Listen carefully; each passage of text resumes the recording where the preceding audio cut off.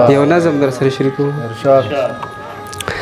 وای په یو ګز مکه مو په کلي کې جنګونه جوړو،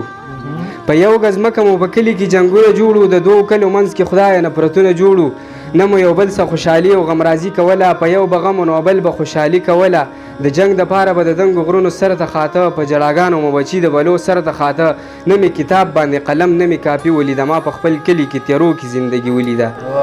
خدایه په داسې جهالت کې مو بچي لویده، افسوس په دې چې بې هنره مو زلمي لویده، نه مې د خپل ژوند نه خدایه څه مزه واخیسته، ما به هر وخت په خپلو ولو جنازه اخیسته، نه مې د خپل کلي جنت سیلونه وکړه، بیا مازدیګر شو خدایه بیا مې زړه دردونه وکړه. تر اوسه پورې مې چا ونه کو تپوس خالقه، ما انتظار د دې سرکار کا او افسوس خالقه، زه په دې تمه عمره به شي جرګه به وکړي، لکه میلمه زما حجره کې یوه شپه به وکړي، ځان سره امن وړالی به حیاګي ته راوړي، د خوشحالو مرهم به یاره دې زړګي ته راوړي، موږ به رایو کړي د ازغونه به ګلان جوړ کړي، زموږ د ګل په شان بچونه به مولیان جوړ کړي. په دې دنیا کې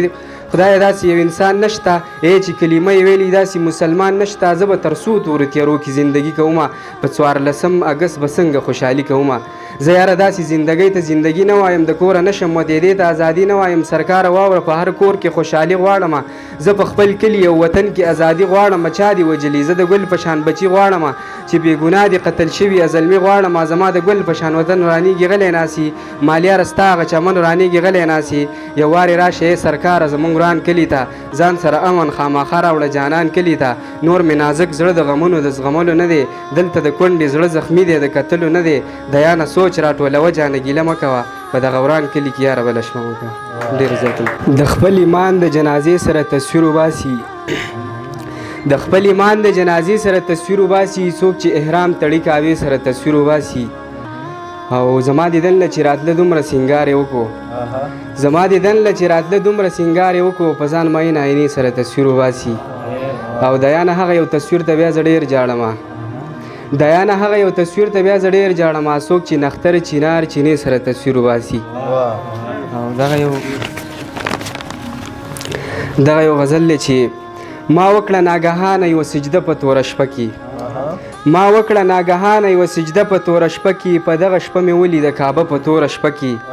د ژوند د سختو مرحلو نه تېرېدمه، د ژوند د سختو مرحلو نه تېرېدمه، یو چا به راکوله حوصله په توره شپه کې، او غربت مې په رنګ داسې لوبې کړې وې یارانو،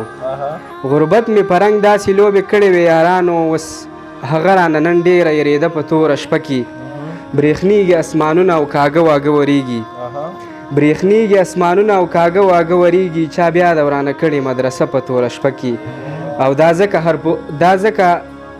ځکه هر پښتون په خپل وطن کې مهاجر دی، دا ځکه هر پښتون په خپل وطن کې مهاجر دی، د خلکو جوړه کړې د نقشه په توره شپه کې، او سپوږمۍ د 14مې خو شاعره اسې ګپ دی،